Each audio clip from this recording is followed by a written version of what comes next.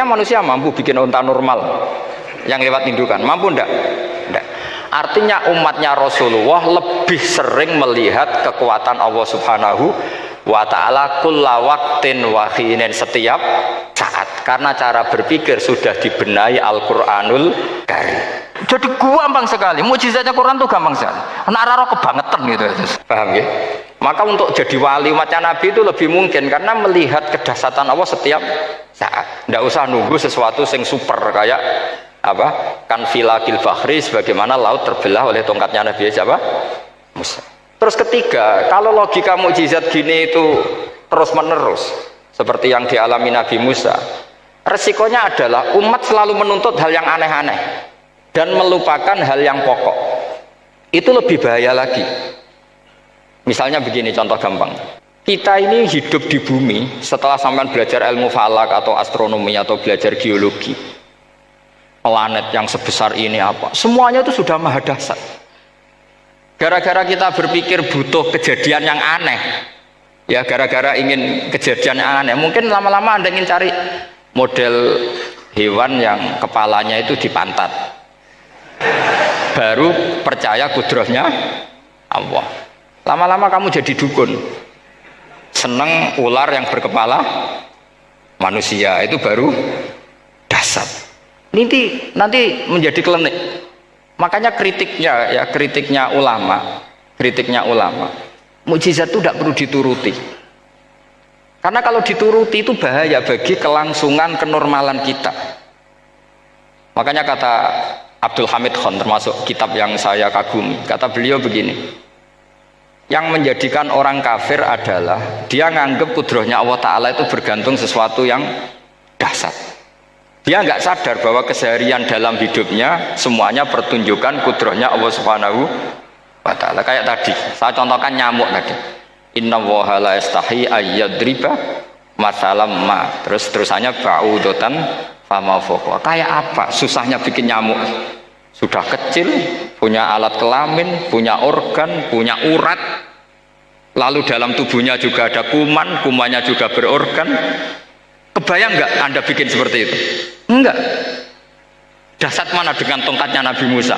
Sama-sama berstatus kita tidak mampu sama sekali. Dahsyat mana? Sama kan? Nah, itu yang diinginkan Rasulullah Shallallahu Alaihi Wasallam, dan Al-Quran menggiring kita cara berpikir begitu terus. Sehingga Quran cukup menghentikan wa ma min dabbatin fil ardi wala ta'iri yatiru bi janahihi illa umamun amsalukum. Sebetulnya burung yang setiap hari terbang, yang setiap hari lewat Anda, itu semuanya bukti kekuasaan Allah Subhanahu wa ta'ala. Tidak usah nunggu kejadian-kejadian super dahsyat. Terus keempat, korbannya para kiai, termasuk saya.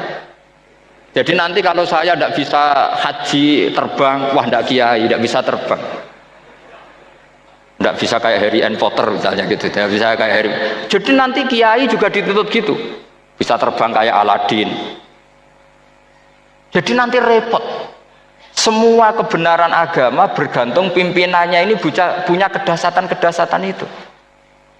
Akhirnya celakanya apa? Ada orang yang pura-pura dahsyat tapi penipu, kayak kasusnya Dimas Kanjeng. Jadi makanya nanti itu saya akan memberi penjelasan tentang apa? Mukjizatnya Al-Quran, kenapa disebut mukjizat paling apa? Dahsyat.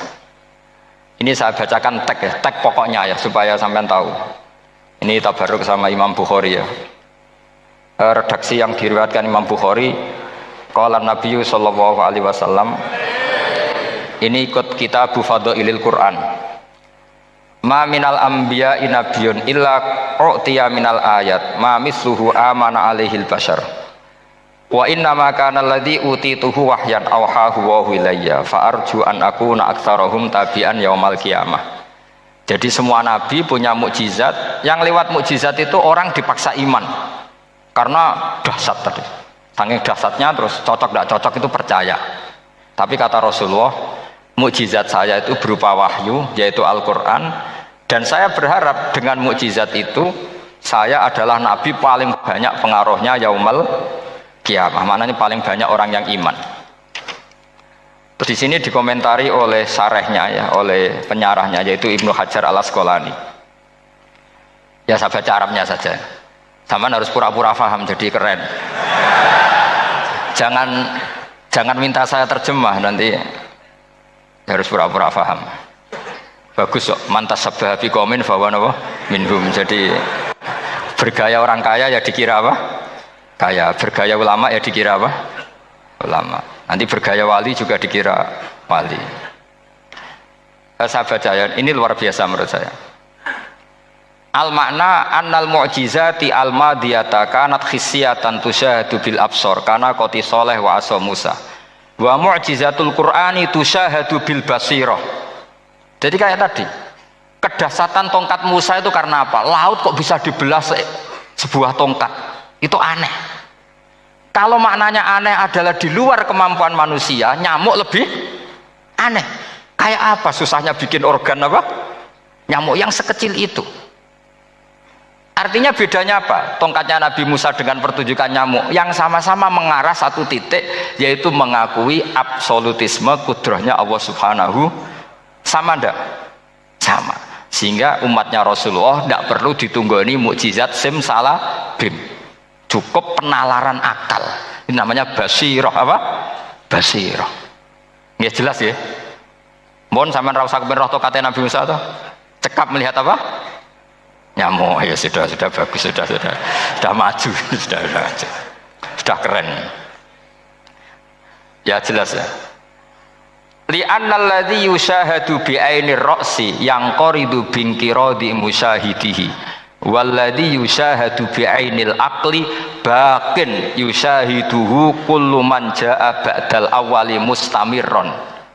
Sesuatu yang dipertontonkan lewat sesuatu yang fisik kayak tongkat Nabi Musa, itu yang percaya langsung tentu yang melihat.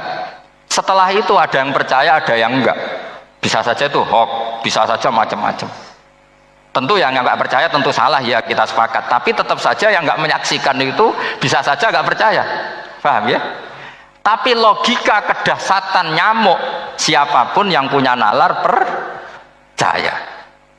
Artinya giringan Al-Quran untuk melihat mukjizat itu kedahsyatan Allah bikin nyamuk itu abadi ila yaumil kiamah, dan siapapun yang waras akan ikrar dan tetap menyaksikan, karena insya Allah ada nyamuk terus ila yaumil kiamah. Itu kan teman tidur kita, paham? Makanya kamu kompromi dengan nyamuk. Sekali-kali jangan dicablek. Ini ayatnya Allah. Ya bila perlu dicium, dielus-elus gitu. Karena saya yakin yang hadir di sini andekan melihat tongkatnya Nabi Musa kira-kira dilus-elus enggak? Kira-kira. Andekan loh, kamu punya kesempatan melihat tongkatnya Nabi Musa, gimana? Dilus-elus, dikai mori. Dikai kembang 7 taman ya gitu. Tapi kenapa nyamuk tidak kamu begitukan? Toh sama-sama ini ayatnya Allah yang luar biasa. Makanya ini ngaji di sini saya ulang lagi, sama tidak perlu merasa punya hak adami sama saya, karena saya memang buyut saya kandung itu orang Damaran, namanya Mbah Hafsah.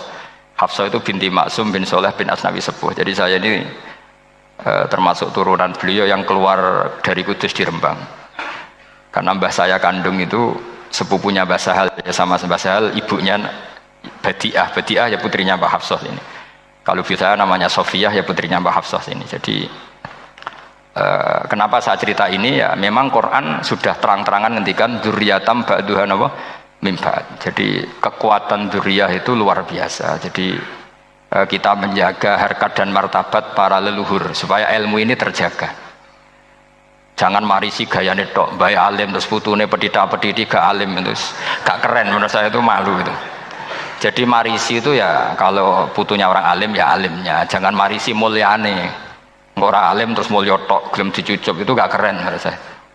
Niru alimnya dulu baru sama-sama dicucup itu baru betul, Pak. Jadi ada aturannya lah. Saya teruskan. Sehingga Quran kalau menggiring mukjizat, ketika Rasulullah SAW dituntut kafir Mekah, kita tahu kan mereka nuntut apa misalnya? Lan nu'mina laka hatta tafjura lana minal ardi napa yam bu'a au takuna laka jannatum min nakhili wa inabin fatufajjiral anhara khilalaha napa tafsira au tusqitas samaa kama zamta alaina kisafan au ta'tiya billahi wal malaikati qabila au yakuna laka baitum min zuhrufin au tarqa sama. Masih mereka bilang gini, walan nu'mina liruqiyika hatta tunazzila alaina kitaban naqra'u. Mereka nuntut tuh, Muhammad saya percaya kamu Rasul, tapi syaratnya Mekah yang tandus sulap, jadi kota yang subur makmur, menjadi jannat subur makmur. Atau begini saja Muhammad, kalau kamu gelo sama saya mangkel karena kita ada iman, turunkan saja azab. Kisafan minas sama, turunkan saja azab.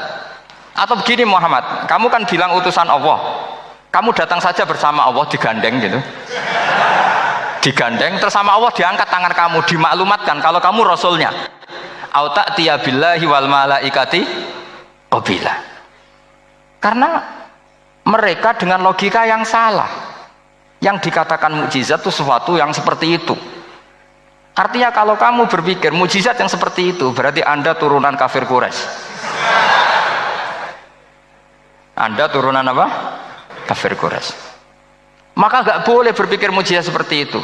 Nyatanya Allah cukup menjawab dengan ayat wa ma min dabbatin fil ardi wala ta'iri yatiru bi janahihi illa umamun amsalukum. Dijawab lagi inna fi khalqis samawati wal ardi wa ikhtilafil laili wan nahar wal fulkil lati tajri fil bahr satruse la ayatil liqaumi yakin. Semudah itu kita iman kedahsyatan kudratnya Allah. Cukup melihat kerbau.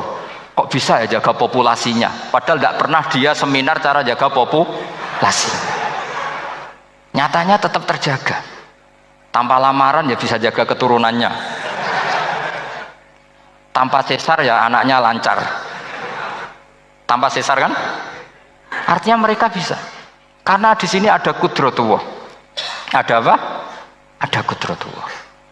Nah kalau iman seperti itu, Anda baru betul. Yaitu yang disebut Allah ya tanazzalul amru bainahunna lita'lamu annallaha ala kulli syai'in qadir wa annallaha qad ahata bi kulli syai'in ilma. Semua urusan di alam raya ini hanya Allah ingin mempertontonkan bahwa saya kuasa.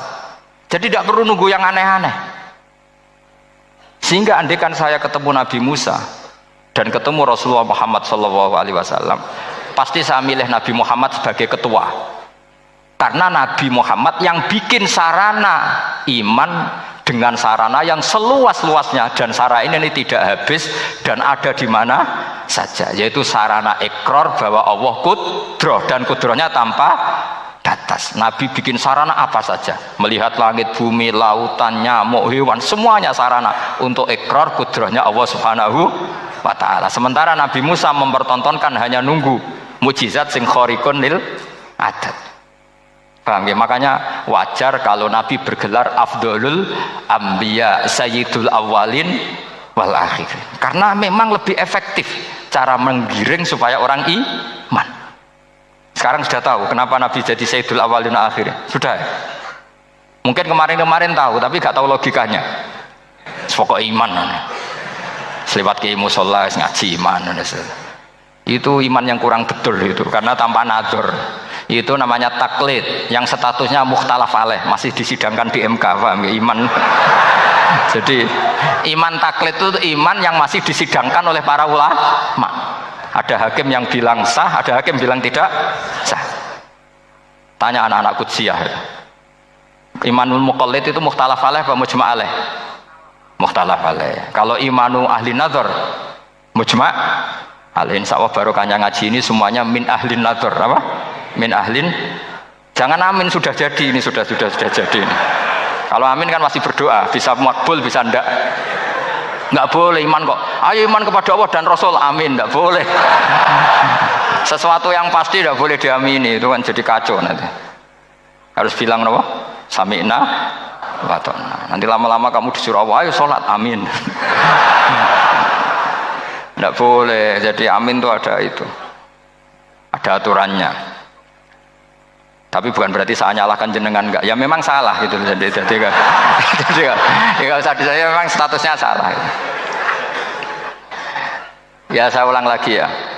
Berarti Rasulullah adalah Rasul yang sukses membuat sarana orang kembali ke Allah, mengakui kudrohnya Allah dengan sarana apa saja. Melihat rumput, melihat hewan, dan hewan itu ya apa saja. Gabah itu apa saja. Hewan yang melata di bumi apa saja, semua bukti kudrohnya Allah. Bahkan Rasulullah sukses membiarkan umatnya nggak ditunggui beliau tetap iman. Mergo ditunggui konsep sing super, gini kok Al-Qur'anul Karim. Jelas ya?